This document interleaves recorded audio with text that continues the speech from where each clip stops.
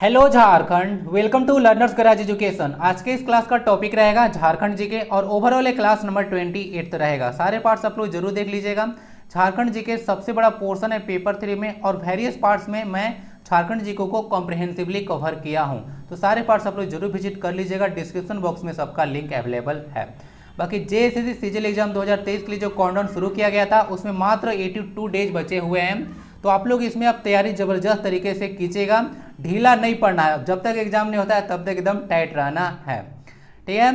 बाकी क्लास आपका शुरू होता है एक क्वेश्चन के साथ। तो आज का क्वेश्चन है, हेमंत सोरेन ने पहली बार मुख्यमंत्री के रूप में शपथ कब ली? 2012, 2013, 2014 या फिर 2015? क्या इसका आंसर होना चाहिए? आंसर कीजिए इसका, बाद में इसको डिस्कस करूंगा। वीडियो को आप लोग लाइक जरूर कर दीजिएगा और शेयर भी जरूर करें। पीडीएफ आपको मिल जाएगा टेलीग्राम पे @लर्नर्स गाइड एजुकेशन। सबका लिंक डिस्क्रिप्शन बॉक्स में अवेलेबल होता है। बाकी व्यस्तता के चलते एक दो दिन से चीज़ें अपडेट नहीं कर पा रहा था, तो अब जो है से आपको चीज़ें अपडेटेड मिलेगा। तो आइए क्लास को स्टार्ट करते हैं। बाकी एक क्वेरी तो आपका ना लगातार आ रहा है कि फ़ॉन्ट साइज को बड़ा किया जाए। मुझे पता नहीं चल रहा है कि आप लोग किस वाले फ़ॉन्ट साइज के बारे में बात कर रहे हैं। अगर इतना भी आप लोग देखिए, आज फ़ॉन्ट साइज इसको बड़ा किया, नंबर ऑफ क्वेश्चन कम हो गया, इसको बड़ा किया, नंबर ऑफ क्वेश्चन कम हो गया। तो मैं चाहता हूं कि आपको ज़्यादा से ज़्यादा मटेरियल जो है से पहुंचे। मैं पता चला कि इतना हाथी भर भर के लिख दिया, दो ही क्वेश्चन में भर गया, मैं 2 ही क्वेश्चन में 10 मिनट आपका टाइम पास कर दिया, नुकसान आपका है। तो मैं चाहता हूं कि कम समय में आपको ज़्यादा से ज़्यादा मटेरियल दिया जाए, इसीलिए इतना स्लाइड को मैं छोटा रखता हूं, और कोई रीज़न नहीं है। लेकिन इतना भी अगर देखने में दिक्कत है, इतना अगर जो साइज है देखने में दिक्कत है आपको 25 सेंटीमीटर से, तो समझ जाइए कि दूरदृष्टि दोष है।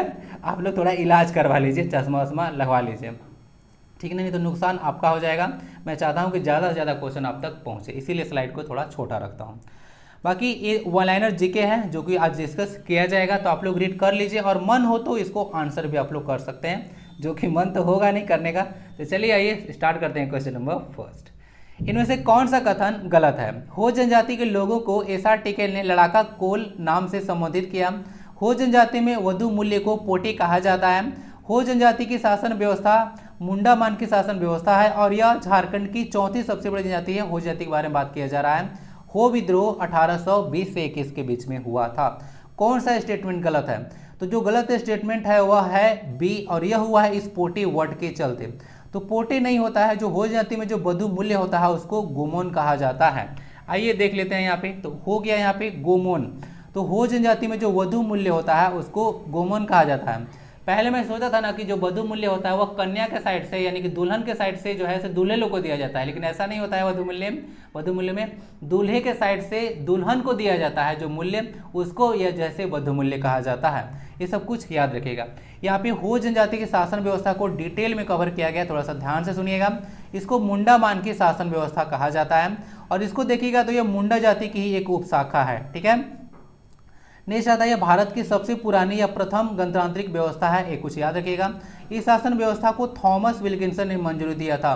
तो थॉमस विल्किंसन ने मंजूरी दी थी, ध्यान रखिएगा। हो जनजाति की शासन व्यवस्था की, जिसको मुंडा मान की शासन व्यवस्था कहा जाता है, ठीक है ना। तो ये क्वेश्चन पूछा भी जाता है कि किसने मान्यता दी।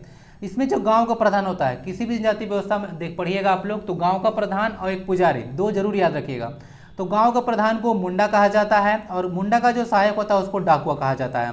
गांव का जो धार्मिक प्रधान होता है उसको दिवरी कहा जाता है, और दिवरी का सहायक होता है उसको यात्रा दिवरी कहा जाता है। यानी कि दिवरी अगर यात्रा पे चले गए, कहीं पे नहीं है, तो यात्रा दिवरी जैसे उनके कार्यों का निर्वहन करेंगे।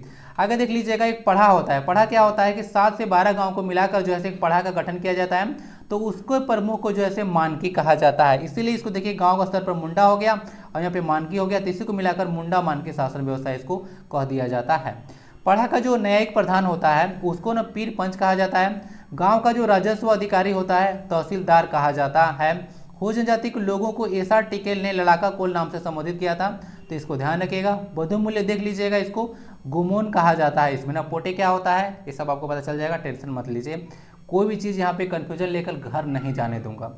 हो झारखंड की चौथी सबसे बड़ी जनजाति है, और हो विद्रोह 1820 से 21 के बीच में हुआ था।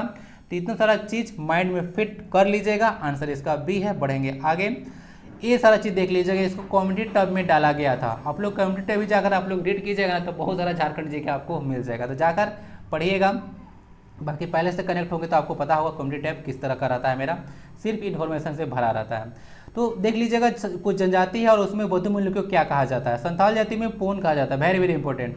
मुंडा में इसको गोनोंग कहा जाता है, हो जनजाति में गोनोम, यही था आंसर आपका। कोल या सबर में पोटे कहा जाता है, ध्यान रखिएगा। कोल या जो सबर जनजाति है उसमें उसको पोटे कहा जाता है। परहिया में डाली कहा जाता है। कंवर में देखिएगा तो सुखदाम कहा जाता है और बंजारा में इसको हरजी कहा जाता है। तो ये सब कुछ चीज ध्यान रखिएगा। नेक्स्ट क्वेश्चन है, ताना भगत आंदोलन के बारे में कौन सा कथन गलत है। इस आंदोलन का प्रारंभ गुमला से 21 अप्रैल 1914 को हुआ था। यह एक उरांव जनजाति का आंदोलन था। ताना भक्तों ने रामगढ़ अधिवेशन में महात्मा गांधी को 500 रुपए उपहार में दिए थे। इस विद्रोह का नेतृत्व जतरा उरांव या फिर जतरा भगत ने किया था। कौन सा इसमें स्टेटमेंट आपको गलत लग रहा है? तो आंसर इसका जो गलत है वह स्टेटमेंट जो गलत है वह है सी। 500 नहीं, यहाँ पे 400 रुपया जो है से दिया गया था उपहार में, ठीक है, 500 नहीं। देख लीजिएगा, इस आंदोलन को प्रारंभ में कुड़ुक धर्म आंदोलन के नाम से जाना जाता था। पूछ देगा आपको कुड़ुक धर्म आंदोलन किस आंदोलन का पुराना नाम था, तो यह ताना भगत आंदोलन को ही कहा जाता था। इस आंदोलन देख लीजिएगा, इस आंदोलन को होगा, इस आंदोलन को बाद में सिद्धू भगत के नेतृत्व में महात्मा गांधी के भारत छोड़ो आंदोलन से जुड़ गया था। शुरुआत तो किया गया था 1914 में देखिएगा, तो जो जतरा भगत है उनके नेतृत्व में। बाद में देखिएगा तो जो सिद्धू भगत है उनके नेतृत्व में यह आंदोलन जुड़ गया था महात्मा गांधी के असहयोग आंदोलन से। ताना भक्तों ने 1922 और 1923 के 22 में हुआ था गया में और 23 में हुआ था नागपुर में, तो उस अधिवेशन में भाग लिए थे। कांग्रेस के अधिवेशन के बारे में बात किया जा रहा है। ताना भक्तों ने रामगढ़ अधिवेशन में महात्मा गांधी को 400 रुपये उपहार में दिए थे। यही वाला पॉइंट जो था गलत था, यहाँ पे 500 लिख दिया गया था। आगे देख लीजिएगा, विशुद्ध गांधीवादी तरीके से लड़ा गया पहला अहिंसक आंदोलन था ताना भगत आंदोलन। तो ध्यान रखिएगा, पूछा जाता है कि गांधीवादी तरीके से लड़ा गया, विशुद्ध गांधी तरीके से लड़ा गया पहला अहिंसक आंदोलन कौन सा था, तो ताना भगत आंदोलन। दूसरा बात रहेगा कि ताना भगत आंदोलन की शुरुआत जतरा उरांव या जतरा भगत ने की थी। तो पूछा जाता है कि यह किस जनजाति का आंदोलन था, तो उरांव जनजाति का, याद रखिएगा।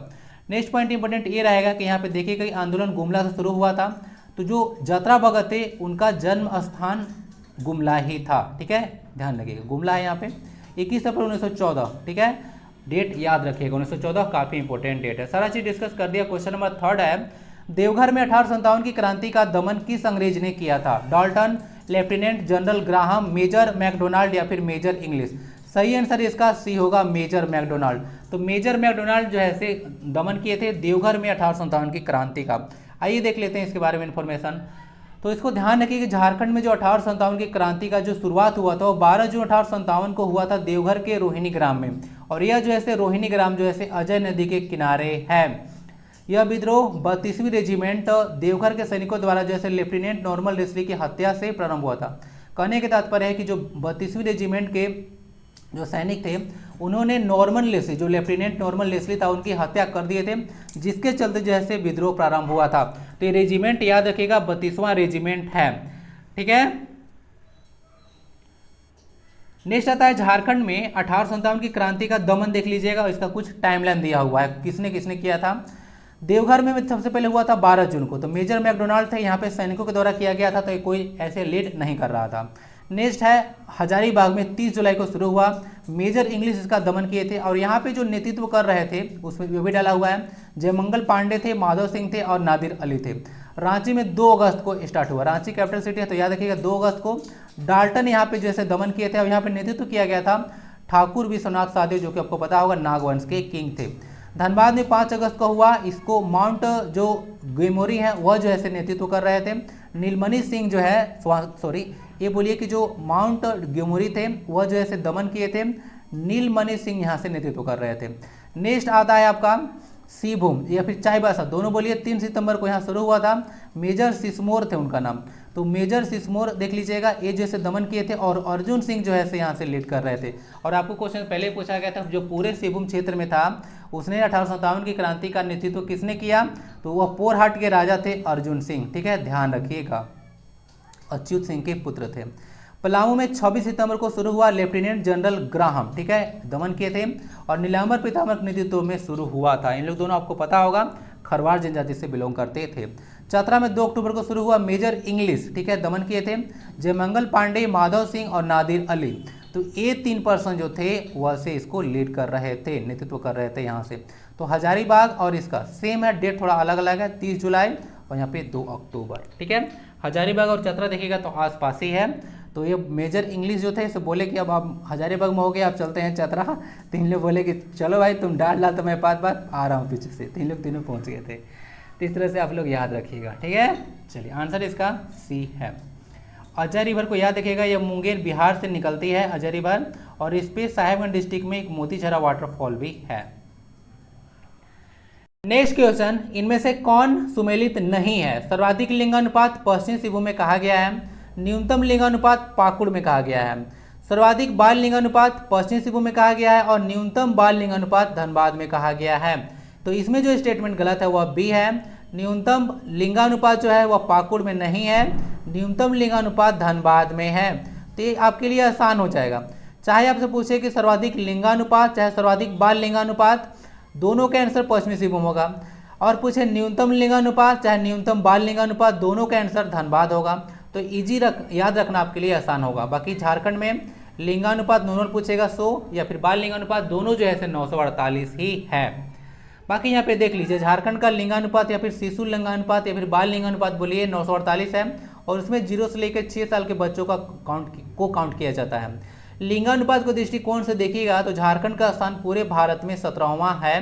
सर्वाधिक लिंगानुपात पश्चिमी सिंहभूम है, न्यूनतम लिंगानुपात धनबाद है। बाकी तो डिस्कस कर ही दिया। तो देख लीजिएगा, सारा डेटा को PDF रख लीजिएगा, या तो रहेगा नहीं तो रिवीजन करना होगा। नेक्स्ट इनमें से कौन सा कथन गलत है? झारखंड में सर्वाधिक अनुसूचित जाति वाला जिला पलामू कहा गया है, यानी कि जाति होता है अनुसूचित जाति SC, अब ये दोनों जो है ST वाला है क्वेश्चन है, यही है ना। या झारखंड में न्यूनतम अनुसूचित जाति वाला जिला लोहरदगा कहा गया है। झारखंड में सर्वाधिक अनुसूचित जनजाति यानी कि जो सर्वाधिक ST है वह गुमला कहा गया है, और झारखंड में जो न्यूनतम अनुसूचित जनजाति वाला जिला कहा गया वह कोडरमा को कहा गया है। आंसर इसका हो जाएगा सी, यह गलत है। सर्वाधिक अनुसूचित जनजाति वाला जिला गुमला नहीं, इसका आंसर रांची होना चाहिए। ठीक है, आइए देख लेते हैं। तो यही गड़बड़ था। सर्वाधिक अगर अनुसूचित जाति यानी ST वाला जिला पूछेगा तो रांची लगाइएगा। बाकी यहाँ पे सही है, SC सबसे ज़्यादा पलामू में है, और सबसे कम SC लोहरदगा में है, सबसे कम ST है से कोडरमा में है। तो सारा ऑप्शन यहाँ पे क्लियर था। बाकी देख लीजिएगा, सर्वाधिक SC का परसेंटेज पूछेगा तो चतरा में 33% यहाँ पे SC पाए जाते हैं, और न्यूनतम SC पाकुड़ डिस्ट्रिक्ट पाए जाते हैं। सर्वाधिक ST का परसेंट देख लीजिएगा, ST का परसेंट था यहाँ पे, सर्वाधिक SC था ना। ठीक है, ध्यान रखिएगा। तो परसेंटेज सबसे ज़्यादा खूंटी में 73% पाया जाता है, और न्यूनतम ST का परसेंट है से कोडरमा में है। सर्वाधिक अल्पसंख्यक देखिए तो झारखंड में सिमडेगा डिस्ट्रिक्ट पाए जाते हैं 54%, और न्यूनतम अल्पसंख्यक जो है सरायकेला खरसावां रीजन में पाए जाते हैं। सर्वाधिक OBC की देखिएगा जनसंख्या तो गिरिडीह में है, और न्यूनतम OBC की जनसंख्या देखिएगा तो यह खूंटी डिस्ट्रिक्ट में है। तो ये सब कुछ चीज़ याद रखिएगा। यहाँ पे ध्यान रख लीजिएगा, जो अनुसूचित जनजाति है यानी कि जो ST कम्युनिटी रहती है ग्रामीण क्षेत्रों में 91% रहती है, यानी कि शहरी क्षेत्र में मात्र 9% रहती है SC जनजाति। इनमें से कौन सा जिला केंद्र सरकार द्वारा घोषित अल्पसंख्यक जिलों में शामिल नहीं है? सिमडेगा, पाकुड़, रांची या फिर पलामू? आंसर इसका सी है। तो केंद्र सरकार जो है झारखंड के 6 जिलों को जो है अल्पसंख्यक जिला घोषित किया है। उन 6 जिलों में देखिएगा तो दक्षिणी छोटा नागपुर के ना चार जिले हैं, रांची, खूंटी, गुमला और सिमडेगा। और नेक्स्ट आता है संथाल परगना के 2 डिस्ट्रिक्ट, तो 4 टोटल 2 6 हो गया। याद रखने में आपको दिक्कत नहीं होगा। दक्षिणी छोटा नागपुर में 5 जिले हैं टोटल, है ना। तो जिसमें रांची, खूंटी, गुमला और सिमडेगा तो हो गया। एक डिस्ट्रिक्ट कौन सा बचा? तो एक बच गया लोहरदगा। तो लोहरदगा को आप लोग दाग दीजिए, यानी कि उसको भूल जाइए, और दाग और भूल जाओ, नाग मिसाइल। ठीक है, तो लोहरदगा को आप लोग भूल जाइए। बाकी जो 4 आएगा वो उसको इंक्लूड कर लीजिएगा। और संथाल परगना में 2 है, साहेबगंज और पाकुड़, माइंड में रख लीजिएगा। तो यही 6 जो ऐसे अल्पसंख्यक जिले हैं जो कि केंद्र सरकार के द्वारा घोषित हैं। ये सब कुछ ध्यान रखिएगा। आंसर इसका डी है, पलामू। नेक्स्ट है बिहार राजभाषा झारखंड संशोधन अध्यादेश 2018 के तहत झारखंड में कितनी भाषाओं को द्वितीय राजभाषा का दर्जा दिया गया था? 2, 3, 4 या फिर 5? सही आंसर इसका सी है। तो 4 भाषा को दर्जा दिया गया था। 2018 में अध्यादेश लाया गया, पता होगा। ऑर्डिनेंस जो लाया जाता है आर्टिकल 213 के तहत कौन ला सकते हैं ऑर्डिनेंस? तो वो ला सकते हैं आपकी गवर्नर यानी कि राज्यपाल। तो 4 उस समय कौन कौन से भाषा थे जिसको दर्ज किया गया था? तो अब 16 भाषा झारखंड में हो चुका है द्वितीय राजभाषा के रूप में। तो देख लीजिएगा 2011 की जनगणना को आधार बनाया गया था उस समय, और उसके बाद जो बिहार राजभाषा झारखंड संशोधन अध्यादेश 2018 लाया गया था, उसके तहत 4 भाषाओं को दूसरी राजभाषा का दर्जा दिया गया था। तो ये 4 भाषाएं हैं मगही, भोजपुरी, मैथिली और अंगिका। सारा चीज़ को याद रखिएगा, ठीक है। तो इस तरह से झारखंड में कुल अब 16 जो है द्वितीय राजभाषा है, और पहली राजभाषा तो आपको पता होगा हिंदी है, ठीक है। चलिए, तो ये सब कुछ चीज़ याद रखिएगा। स्टेटमेंट बेस्ड पे क्वेश्चन कभी पूछता है कि झारखंड की दूसरी राजभाषा उर्दू है, तो ऐसा गलत हो जाएगा। 16 जो है द्वितीय राजभाषा में शामिल हैं, 4 जो है लास्ट में ऐड किया गया था, चारों को याद रखिएगा, ठीक है। चलिए, झारखंड में न्यूनतम नगरीय जनसंख्या वाला जिला कौन सा है? नगरीय मतलब शहर में रहने वाले लोगों की संख्या यहाँ पे सबसे कम है, ये पूछा गया है। धनबाद, रांची, पाकुड़ या फिर गोड्डा? आंसर इसका डी है, गोड्डा, वहीं पे जहाँ पे माँ योगिनी शक्तिपीठ है। आंसर इसका डी है। तो गोड्डा में सबसे कम लोग ऐसे शहर में रहते हैं, ये चीज़ ध्यान रखिएगा। सबसे ज़्यादा लोग जो है नगर में रहते हैं धनबाद में, 50% से ज़्यादा आबादी ऐसे शहर में रहती है। नेक्स्ट आता है यहाँ पे, तो हो गया सबसे कम नगरीय जो जनसंख्या है, यानी कि न्यूनतम नगरीय जनसंख्या है वह गोड्डा में है। राज्य में देखिएगा तो ग्रामीण जनसंख्या, यानी कि झारखंड में गांव में रहने वाले लोगों की संख्या 76% है, और शहर में रहने वाले लोगों की संख्या जो है 24% है, यानी कि 76:24 का रेशियो है, याद रखिएगा।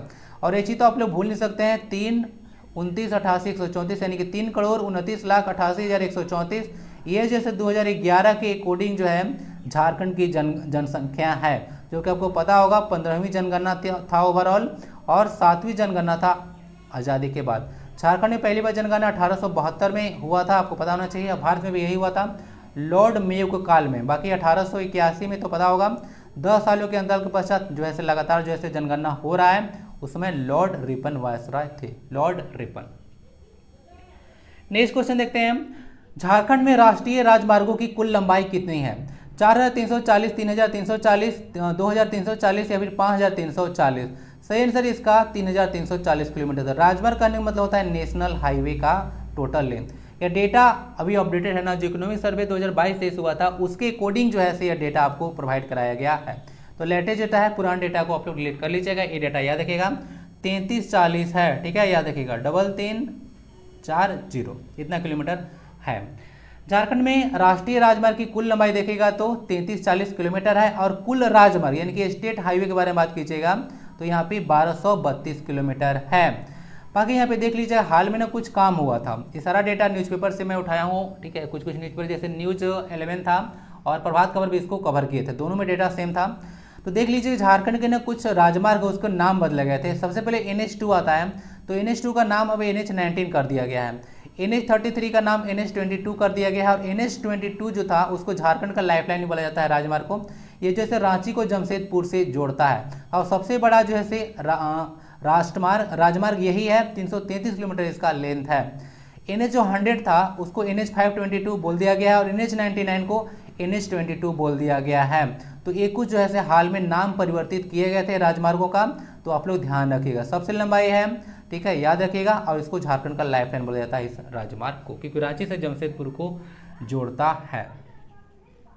झारखंड की औद्योगिक राजधानी है, भारत का पिट्सबर्ग है, आपको पता होगा, और यहाँ रांची कैपिटल सिटी है, तो जोड़ता है। इस तरह से आप लोग कनेक्ट करके याद रखिएगा। नया नाम NH22, अगर पूछा जाएगा नाम चेंज तो सबसे ज़्यादा चांस है कि इसी को पूछा जाएगा NH22। तो एक घटा दीजिएगा इसमें 11-11, ठीक है, तो 22 आ जाएगा, ठीक है।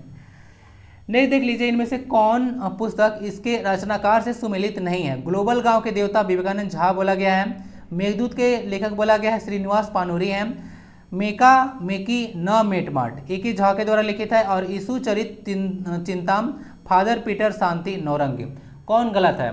तो आंसर इसका ये होगा, ग्लोबल गांव के देवता जैसे विवेकानंद झा नहीं लिखे हैं। ग्लोबल गांव के देवता और कौन था, गायब होता हुआ देश, दोनों रैनेंद्र लिखे हैं। यहाँ पे मेंशन किया हुआ है ना, ग्लोबल गांव के देवता और गायब होता हुआ देश रैनेंद्र के द्वारा लिखित है। मेघदूत श्रीनिवास पानूरी लिखे हैं। मेका मेकी न मेटमट एक ही झा लिखे हैं। यीशु चरित्र चिंताम 1964 में इसका प्रकाशन हुआ था। फादर पीटर शांति नौरंगी लिखे थे, और ये यीशु के जो है से जीवन पर आधारित बुक है। नाम पता चल रहा होगा ना, यीशु, तो यीशु समझ लीजिएगा। The legend of Birsa Munda जो आगामी एग्जाम है उसमें ये जो पूछे जाने की संभावना काफ़ी ज़्यादा है, काफ़ी ज़्यादा जो है से न्यूज में रहा था। महाराष्ट्र के गवर्नर जो है से इसको लॉन्च किए थे पुस्तक को। The legend of Birsa Munda तुहिन सिन्हा लिखे हैं, मेन राइटर है, और अंकिता वर्मा जो है वह को राइटर हैं। नेक्स्ट, अरण्य अधिकार और सालगिरह डाके, यह महाश्वेता देवी के द्वारा लिखित पुस्तक है, उपन्यास बोलिए। देखिए क्वेश्चन में ना मुझे काफ़ी ज़्यादा कन्फ्यूजन हो गया था, कल एक हिंदी का लेक्चर में लिया था, उसमें मैं इसको गलत पढ़ा दिया था। एक राइटर है महादेवी वर्मा, नाम देखिए इन लोगों का कितना जो है सिमिलर है, ठीक है। महा यहाँ भी है और यहाँ पे भी है, देवी इनका नाम है और इनका भी नाम है देवी है। इसी के चलते ना मुझे कन्फ्यूजन हो गया था और महादेवी वर्मा की जगह पर मैं महाश्वेता देवी की जगह पर मैं बोल दिया था महादेवी वर्मा। तो इस तरह से आप लोगों को कन्फ्यूजन होगा तो कन्फ्यूजन को दूर रखेगा। तो जो भी मेरा गलती को पकड़ते हैं बताते हैं उनको थैंक यू वेरी मच, ठीक है। मैं भी परफेक्ट नहीं हूँ 100%, कुछ मिस्टेक मुझसे भी हो जाता है, और ये तो भी सी बात है ना, मुझे कन्फ्यूजन हो मतलब ऐसा चीज़ में हो जाता है, लाजमी सी बात है। इतना अगर सिमिलर नेम रहेगा ना तो आप लोग कन्फ्यूज कर जाइएगा। तो याद रखिए कन्फ्यूज मत होइएगा, महाश्वेता देवी है, महादेवी वर्मा नहीं। अरण्य अधिकार और सालगिरह डाके, अरण्य अधिकार मुंडा विद्रोह पर आधारित है और सालगिरह डाके तिलकावांची विद्रोह पर आधारित है। मरांग घोड़ा नीलकंठ हुआ यह, और मैं बोरिसल्ला महुआ माझी के द्वारा जो है से लिखा गया है। मैं बोरिसल्ला के लिए इनको यूके कथा सम्मान भी दिया जा चुका है और राज्यसभा के यह सांसद भी हैं। निधरे आँखी जलानखी पाते, यह देवकी नंदन के द्वारा लिखा गया बुक है। The banned voice of Bokaro jail, ये चेतन महाजन लिखे हैं। इसके बाद देसर कथा है, यह गणेश देवस्कर के द्वारा लिखा गया बुक था और अंग्रेजों ने इसको प्रतिबंधित कर दिया था। तो क्वेश्चन याद रखिएगा, पूछा गया था। बाघ और सुगना मुंडा की बेटी अनुज लुगुन लिखे हैं। ओलन बहा जोबा मुर्मू लिखे थे और इनको इसके लिए बाल साहित्य पुरस्कार भी मिल चुका है 2017 में। ओलन बहा हिंदी होता है इसका अलंकार पुष्प। विधु चांद्र के रघुनाथ मुर्मू है, आपको पता होगा, ये जो है से ओलची की लिपि के आविष्कारक हैं। इनको गुरु गुम के नाम से जाना जाता है रघुनाथ मुर्मू को, ठीक है। विधु चांदन याद रखिएगा। रहबर की रायजनी, यह सरयू राय का ही पुस्तक है ना, रहबर की रायजनी। बाकी लम्हों की कथा और मैनहट्टन घोटाला इन्हीं का पुस्तक है और इनका biography the people's leader Vivekananda Jha लिखे हैं, जो कि ऑप्शन में था। नेक्स्ट है अंगूर और जड़ों की जमीन, ये जनसीता करकेटा लिखे। याद रखिएगा जनसीता करकेटा काफ़ी इंपॉर्टेंट पर्सनालिटी है। अंगूर और जड़ों की जमीन, तो ये सब कुछ चीज़ था, तो आप लोगों ने देख लिया। आई होप कि ये चीज़ डिटेल में कवर कर दिया। तो इतना सारा बुक आप लोग माइंड में रखिएगा, बार रिवीजन करते रहिए, कोई विकल्प नहीं है, ठीक है ना। क्वेश्चन जो है से किसी भी तरीके से पूछा जाए तो मतलब छूटना नहीं चाहिए, इसीलिए कॉम्प्रहेंसिव तरीके से तैयारी करके चाहिए। थोड़ा बहुत पढ़ के चाहिएगा तो थोड़ी ना निकलने वाला है। इनमें से कौन सुमेलित नहीं है? सुमेलित वाला क्वेश्चन काफ़ी ज़्यादा लिया गया था। टैगोर हिल रांची में है, लालकी घाटी या फिर चुट्टू घाटी रामगढ़ में बोला गया है, डोंबारी बुरू रांची में है और फुलडुंगरी पहाड़ी बोला गया है पूर्वी सिंहभूम में है। आंसर इसका क्या होगा? तो आंसर इसका सी होगा। डुम्बारी बुरू जो है से रांची में नहीं है, वर्तमान में इसका लोकेशन खुट्टी में है। पहले अगर जो है 2007 से पहले इस क्वेश्चन को पूछा जाता ना झारखंड जीके में, तो यह जैसे रांची सही होता, लेकिन अभी जैसे पता होगा 12 सितंबर 2007 को खूंटी डिस्ट्रिक्ट को अलग किया गया था। उसके बाद ये डुम्बारी बुरू जो है से खुट्टी में चला गया, तो इसका आंसर हो जाएगा सी, ठीक है। ये पहाड़ इसीलिए इंपॉर्टेंट है क्योंकि यहीं पे देखिएगा तो बिरसा मुंडा जो है से जनसभा को संबोधित कर रहे थे। टैगोर हिल कुछ रांची में देख लीजिए, कुछ यहाँ पे हिल्स, टैगोर हिल रांची में है और लालकी घाटी जिसको चुट्टूपल्ली घाटी के नाम से बोला जाता है रामगढ़ में है। डुम्बारी बुरू खुट्टी में है, फुलडुंगरी पहाड़ी पूर्वी सिंहभूम में है, ठीक है ना। फुलडुंगरी एक हिल स्टेशन है, ध्यान रखिएगा, ओके। नेक्स्ट है बरहेट घाटी साहेबगंज में है, पारसनाथ की पहाड़ी गिरिडीह में है, किरीबुरू सनसेट पॉइंट पश्चिम सिंहभूम में है और मंगोलिया सनसेट पॉइंट लातेहार में है, दूधो पहाड़ी दुमका में है। तो सब कुछ ध्यान रखिएगा। आंसर इसका सी होगा, डुम्बारी बुरू खुट्टी में है। निकी प्रधान खुंटी से आते हैं, जयपाल सिंह मुंडा खुंटी से आते हैं, बिरसा मुंडा खुंटी से आते हैं। झारखंड की एकमात्र नौकागम्य नदी कौन सी है? सोन, मोर, रोरो या फिर स्वर्णरेखा? आंसर इसका बी होगा, मोर। तो मोर नदी झारखंड में एकमात्र नौकागम्य नदी है। देखिए आखिर ये क्वेश्चन ऐसा क्यों बोला गया? कहने का मतलब है कि इसमें नाव चलाया नहीं जा सकता है, ऐसा क्यों? तो मतलब बाकी सारा में नाव नहीं चलाया जा सकता, ऐसा क्यों? तो देखिएगा तो ये सारा जो रिवर्स आप देखिएगा तो इसमें काफ़ी ज़्यादा पत्थर पाया जाता है। तो यहाँ पे लिखा हुआ कि सभी नदियाँ चट्टानी क्षेत्र से प्रवाहित होने के कारण इनमें नाव जो है चलाना कठिन होता है। तो कठिन होता है इसीलिए बोला गया है। अगर चारों तरफ चट्टान है तो नाव आप लोग कैसे चला पाइएगा? ठीक है, टक्कर खाई जाएगा, ठीक है, 1912 वाला कांड हो जाएगा फिर। आइसबर्ग, ठीक है, आइसबर्ग तो पिघलेगा नहीं आपको देख के। तो चलिए, तो देख लीजिएगा यहाँ पे झारखंड की सभी नदियाँ चट्टानी क्षेत्र से प्रभावित होने के कारण इनमें नाव चलाना कठिन होता है। बाकी एकमात्र जो नौकागम्य नदी है वो मोर नदी, इसको म्यूराक्षी नदी के नाम से भी जाना जाता है। म्यूराक्षी नदी है देवघर के त्रिकुट पहाड़ी से निकलती है, इस पर कनाडा डैम भी है और इसको मसानजोड़ डैम के भी नाम से जाना जाता है। ध्यान रखिएगा, पहला 5 ईयर प्लान के ड्यूरेशन में इसको बनाया गया था 1955 में। और उसको देखिएगा तो कनाडा के जो तत्कालीन विदेश मंत्री थे पियर्सन, वे जो है इसका उद्घाटन किए थे, इसलिए कभी कभी इसको ना पियर्सन डैम भी कहा जाता है। झारखंड की कभी किसी की सहायक नहीं बनने वाली नदी है वह सोनरेखा है, याद रखिएगा, ठीक है। रानी चुआ, नगड़ी गांव, रांची से यह निकलती है सोनरेखा। झारखंड में मार्ग बदलने के लिए जो कुख्यात रिवर है वह सकरी रिवर है, इसको सुमागदी भी कहा गया है रामायण में ना, ध्यान रखिए, अपना मार्ग बदलने के लिए कुख्यात है। झारखंड की सबसे लंबी और प्रदूषित नदी है देव या फिर दामोदर नदी, आपको पता होगा। इसको झारखंड का राइन कहा जाता है। एक बार क्वेश्चन आपसे पूछा था कि यूरोप का झारखंड का राइन किसे कहा जाता है, दामोदर को, तो क्यों कहा जाता है, तो राइन नदी की जो है ना से यूरोप की जीवन रेखा कही जाती है, ठीक है, इसीलिए झारखंड की जो जीवन रेखा है वो दामोदर रिवर है, लेकिन अब जैसे काफ़ी ज़्यादा यह प्रदूषित हो चुकी है, ठीक है, ध्यान रखिएगा। दामोदर नदी टोरी लातेहार से निकलती है, पलामू मत लगाइएगा, ठीक है, वो जैसे लातेहार अब अलग हो चुका है 2001 में ही, ठीक है ना, 4 अप्रैल 2001 को पलामू से। दामोदर का अर्थ क्या होता है, तो ये पेट के चारों ओर से यही होता है दामोदर का अर्थ, ठीक है। तो ये सारा चीज हो चुका है। NIDM ये होता है national institute of disaster management की रिपोर्ट के अनुसार झारखंड को कितने कृषि जलवायु क्षेत्र में वर्गीकृत किया गया है, 2, 3, 4 या फिर 7। आंसर इसका बी है ना, तो इसको 3 कृषि जलवायु क्षेत्रों में वर्गीकृत किया गया है। तो यहाँ से तो हो गया 3। देख लीजिए, जो पहला होता है मध्य और उत्तर पूर्वी पठार, इसको ना मैप के थ्रू आपको समझाऊंगा। नेक्स्ट आता है ना पश्चिमी पठार और एक आता है दक्षिण पूर्वी पठार, तो यही 3 है, ध्यान रखिएगा। 3 ऑप्शन दे देगा और चौथा कोई और देगा, बोलेगा कि बताइए कि कौन ऐसे कृषि जलवायु क्षेत्र में वर्गीकृत नहीं है। तो तीनों को याद रखिएगा, एक तो है पश्चिमी, एक है दक्षिण पूर्वी और एक है मध्य और उत्तर पूर्वी। इसको मैं आपको मैप के थ्रू समझाना चाहूँगा। सबसे पहले तो पश्चिमी पठार को मैं देखूंगा, तो आइए मैप में इसको देख लेते हैं। तो झारखंड का पश्चिमी हिस्सा को माइंड में लाइए और देखिए यहाँ से क्या क्या आएगा। तो गढ़वा है, पलामू है, लातेहार है। उसके बाद देखिएगा 3 तो यहाँ हो गया, गढ़वा, पलामू, लातेहार, गुमला, खुट्टी, लोहरदगा, सिमडेगा, गुमला, खुट्टी, लोहरदगा और सिमडेगा। तो ये 4 हो गया, इधर से हो गया। तो इतना सारा चीज आप लोग याद रखिएगा। तो 4 यहाँ पे हो गया, 3 यहाँ पे होगा, इसको आप लोग याद कैसे रखिएगा, ठीक है, थोड़ा सा सतर्क रहिएगा एग्जाम में अगर क्वेश्चन पूछे तो। और याद रखना ज़्यादा टफ नहीं है। 3 तो आपको याद हो जाएगा कि पलामू प्रमंडल में 3 जिले हैं। जो साउथ छोटा नागपुर प्रमंडल है उसमें सिर्फ रांची भर नहीं है, देख लीजिएगा, रांची भर नहीं है, बाकी तीनों के तीनों इसमें आ जाते हैं। नेक्स्ट आप लोग देखिएगा, तो जो यहाँ पे है ये तो हो गया सारा, रांची नहीं है, रांची इंक्लूड मत कीजिएगा इसमें, रांची को काट लीजिए। बाकी 4 इसका और 3 इसका, 7 हो गया, यहाँ भी 7 था। नेक्स्ट आता है दक्षिण पूर्वी पठार, तो इसको याद रखना एकदम आसान है, चुपचाप कोल्हान प्रमंडल याद रख लीजिएगा। 3 जिले आते हैं, यही जो है से आपका दक्षिणी पूर्वी जो है से पठार में आएगा, ठीक है। तो ये हो गया इसमें 3, और बाकी जितना आ गया उसको आप लोग मध्य और उत्तर पूर्वी पठार में डाल दीजिएगा, क्योंकि ये सब जो डिस्ट्रिक्ट है, रांची, इधर रामगढ़ आ जाता है, ये सब जो है आपका मध्य में आ जाएगा और ये सब जो है उत्तरी में आ जाता है। तो ये सब ध्यान रखिएगा कि जो मध्य और उत्तर पूर्व में आता है वे सब जो है जिले कुछ हजारीबाग है, रांची है, गिरिडीह है, बोकारो, धनबाद है, देवघर है, दुमका है। तो इतना सारा छोड़कर ना बाकी सब हो जाएगा, आप लोग जो है मैप में देख लीजिएगा, सारा हो जाएगा। यानी कि इधर के बाद सारा आप लोग काउंट कर लीजिए, इधर बॉर्डर खींच लीजिए आप लोग इधर, और बाकी सारा जो है काउंट कर लीजिए। अब इसका बॉर्डर यहाँ तक है, ठीक है, तो ये तो उधर आ गया, एक इधर आ गया और बाकी सारा इधर आ गया। तो 3 क्षेत्रों में वर्गीकृत कर दिया गया। आई होप कि इसमें दिक्कत नहीं होगा, तो मैप को समझ लीजिएगा अच्छे से। नेक्स्ट आता है कुछ एक्स्ट्रा डोज में, देखिएगा डाला हुआ है,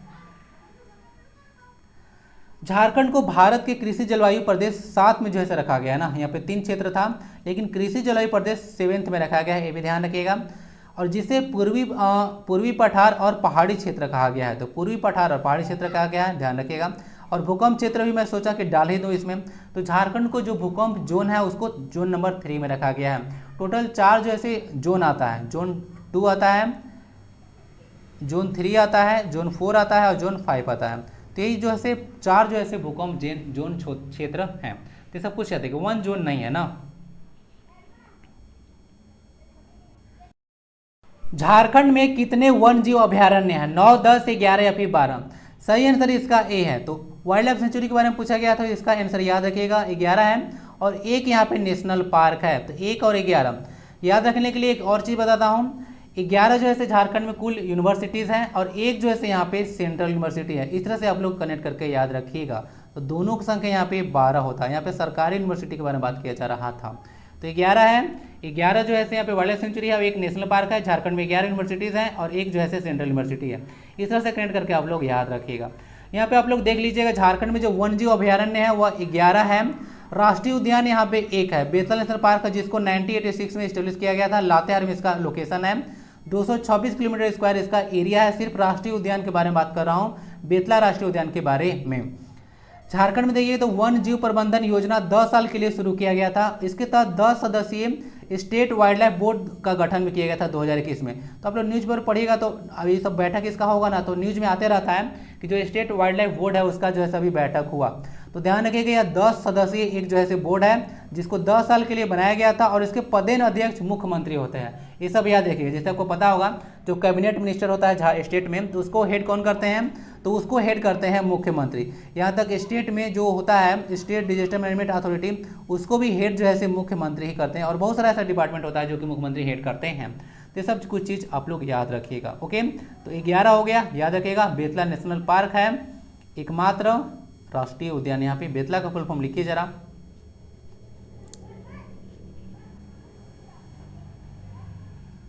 चलिए, देश का प्रथम गज आरक्ष यानी कि एलिफेंट रिजर्व बोला गया है कि स्थापना कब और कहाँ हुई। 2001 में पश्चिमी सिंहभूम में, 2001 में पूर्वी सिंहभूम में, 1992 में पश्चिमी सिंहभूम में या फिर 1992 में पूर्वी सिंहभूम में। सही आंसर इसका बी है, 2001 में पूर्वी सिंहभूम में। दलमा वाइल्ड लाइफ सेंचुरी आपको पता होगा ना, तो वहीं पे जैसे प्रथम जैसे गज आरक्ष की स्थापना की गई थी।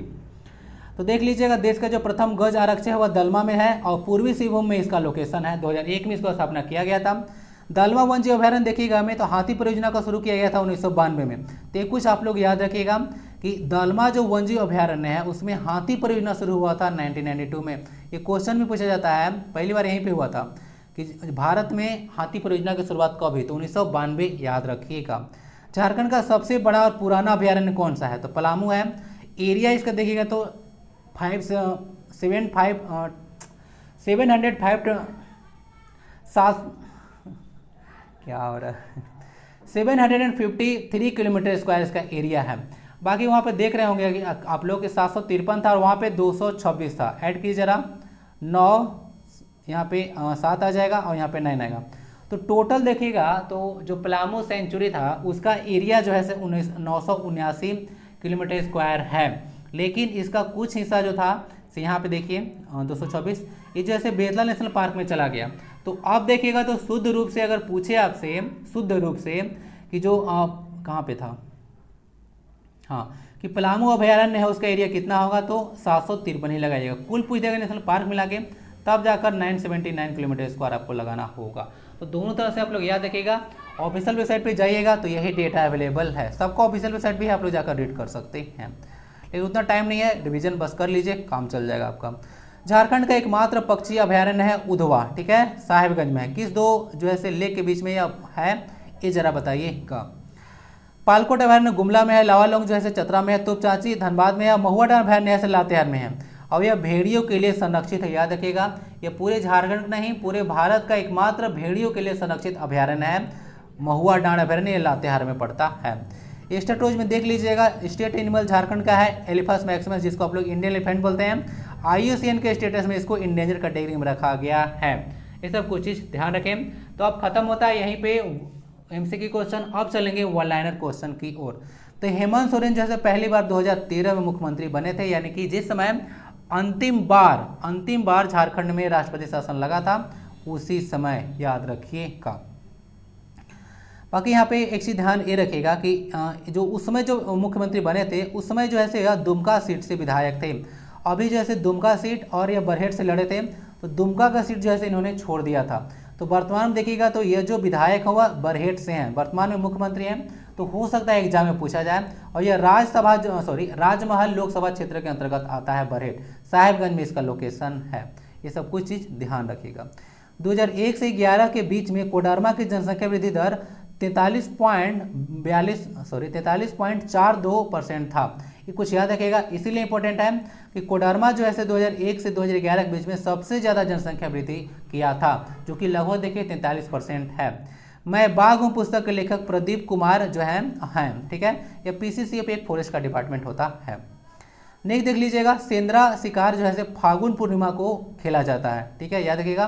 तो सेंद्रा जो शिकार है वह फागुन पूर्णिमा को खेला जाता है। सेंद्रा एक शिकार पर होता है, डायरेक्ट ऐसे भी याद रख लीजिएगा। केंद्रा जो है झारखंड का वायलिन कहा जाता है। आपको कंफ्यूजन नहीं होता है जी? कभी कभी मुझे तो कंफ्यूजन बड़ा होता था, केंद्रा और सेंद्रा। कभी कभी तो बोल भी देता हूँ कि जो है सेंद्रा जो है झारखंड का वायलिन कहा जाता है, तो झारखंड का वायलिन सेंद्रा को नहीं केंद्रा को कहा जाता है, तो कन्फ्यूजन तो मुझे हो जाता है। झारखंड माटी कला बोर्ड का स्थापना 2017 में किया गया था, ये सब कुछ याद रखिएगा। 2017 में कुछ और काम हुआ था, जोहार और आर्या योजना भी इसी समय शुरू हुआ था। आप लोग आंसर तो दे नहीं रहे हैं फुल फॉर्म। रांची के ओरमांझी स्थित बिरसा जैविक उद्यान में जो मृत्यु हुआ था कुछ दिन पहले, देखिएगा डेटा थोड़ा पुराना है, तो एक बाघ की मृत्यु हो गया था, उसका नाम शिवा था। और अभी कुनू नेशनल पार्क में एक चीता की मृत्यु हुआ था, उसका नाम सूरज है। इलियास अहमद गद्दी एक साहित्यकार है, ये जो है झरिया धनबाद के रहने वाले थे, इनको याद रखिएगा। एक साहित्यकार है, डायरेक्ट पूछते तो बता दीजिए कि यह साहित्य से बिलोंग करते थे। एचईसी रांची के बारे में तो सुने होंगे, तो एचईसी को आधुनिक उद्योगों का मंदिर जवाहरलाल नेहरू ने कहा था, ये सब कुछ याद रखिएगा। अभी जो मल्टीपर्पज डैम था ना, उसको भी जैसे बोले थे कि जो आधुनिक भारत का जैसा मंदिर है, आधुनिक भारत का मंदिर बोले थे, उसको उद्योगों का मंदिर बोले हैं। एचईसी रांची आप ध्यान रखिएगा, हैवी इंजीनियरिंग कॉर्पोरेशन लिमिटेड होता है। 1958 में इसको इस्टेब्लिश किया गया था। ये जो है चेकोस्लोवाकिया की मदद से किया गया था, ये सब कुछ ध्यान रखिएगा। और क्या, और अभी चंद्रयान 3 में जो लॉन्चिंग पैड था उसका निर्माण एचईसी कॉम्प्लेक्स में ही किया गया था, ये सब कुछ ध्यान रखिएगा। झारखंड में पहली बार सेंसर युक्त जो डस्टबिन लगाने की शुरुआत किया जाएगा वह रांची नगर निगम करेगा, ध्यान रखिएगा। रांची नगर निगम की स्थापना 1979 में किया गया था। ऐसे थोड़ा सा मैं हिस्ट्री में लेकर चलूँ तो पहले रांची जैसे नगर पालिका था सबसे पुराना 1869 में, तो ये जो है क्या हुआ, इसको बाद में जैसे इसको नगर निगम जो है बना दिया गया था। तो याद रखिएगा, सेंसर युक्त जैसे डस्टबिन लगाने की शुरुआत इसके द्वारा किया गया था। बादाम का किला हजारीबाग में है, याद रखिएगा। हजारीबाग वालों बादाम आप लोग बहुत खा रहे हैं, ठीक है, ऐसे भी याद रखिएगा। नेक्स्ट है, बिरसा मुंडा स्टेडियम की स्थापना 2009 में हुआ था, यानी इस समय जिस समय प्रथम बार राष्ट्रपति शासन लागू हुआ था। नेक्स्ट आता है, कोरबा जनजाति को कोलेरियन समूह का जनक माना जाता है, तो इस तरह से याद रखिएगा यह कोलेरियन समूह के अंतर्गत आते हैं कोरबा जनजाति, ठीक है। आदिम जाति है कोरबा, याद रखिएगा। JIIDCO इसका फुल फॉर्म क्या होता है, तो Jharkhand industrial infrastructure company limited. जब मैं आपको करंट अफेयर्स पढ़ाता था तो आपको याद कीजिए JUIDCO पढ़ाया था ना, Jharkhand urban infrastructure development corporation company organisation था यहाँ पे, ठीक है ना, तो यह लिमिटेड था। तो इस तरह से आप लोग देख लीजिएगा, इंडस्ट्रियल को अगर यू पूछेगा तो उसको अर्बन से कर लीजिएगा रिप्लेस। जादूगोड़ा और जो तुरामडी जो है तो झारखंड के प्रसिद्ध यूरेनियम के खाने हैं, ये सब कुछ याद रखेगा। पूर्वी सिंहभूम में इसका लोकेशन है। बाकी जादूगोड़ा में आपको पता होगा यूरेनियम को खोजा गया था 1951 में और खनन शुरू हुआ था 1967 में। उसी समय UCIL यानी कि uranium corporation of India limited का स्थापना जादूगोड़ा में किया गया था। छोटा नागपुर का उल्लेख अशोक के 13वें शिलालेख में अटावी के नाम से है, ये सब कुछ याद रखिएगा। अटावी के नाम से उल्लेख है अशोक के 13वें शिलालेख में, छोटा नागपुर के लिए अटावी शब्द आया है। भारत छोड़ो आंदोलन के दौरान हजारीबाग का नेतृत्व सरस्वती देवी ने किया था, याद रखिएगा। 1942 में हुआ था। महात्मा गांधी करो या मरो का नारा दिए थे। ऑपरेशन जीरो आवर भी चला गया था, आपको याद होगा। लॉर्ड लिनलिथगो उस समय वहां के वायसराय थे। नेक्स्ट आता है, ट्राइबल एटलस जारी करने वाला झारखंड भारत का दूसरा राज्य है, पहला उड़ीसा है। मीर हबीब के नेतृत्व में मराठों ने राजमहल क्षेत्र में काफी लूटमार किए थे, तो याद रखिएगा मीर हबीब के नेतृत्व में मराठों ने राजमहल क्षेत्र में लूटपाट किए थे। XLRI की स्थापना 1949 में हुआ था। क्या होता है XLRI जरा बताइए, डिस्कस कर चुका हूँ पहले भी, PDF में आपको मिल जाएगा। पुटुस फुल का प्रकाशन है 1988 में हुआ था, गजाधर महतो इसको लिखे हैं। पुटुस फुल 1988, याद रखिएगा। तो आज क्लास के लिए इतना ही। आई होप कि क्लास फ्रूटफुल रहा होगा, रिवीजन करना होगा सारा चीज़ को। तो PDF आपको टेलीग्राम पे मिलेगा। बाकी वीडियो को लाइक आप लोग जरूर कीजिए और शेयर भी जरूर कीजिएगा। आप लोग बहुत कम लाइक और शेयर कर रहे हैं, ठीक है, तो थोड़ा सा बढ़ाइए इसको। मिलते हैं फिर अगले क्लास में। कल करंट अफेयर का, झारखंड करंट अफेयर से आपसे मिलूंगा। वंदे भारतम, जय हिंद।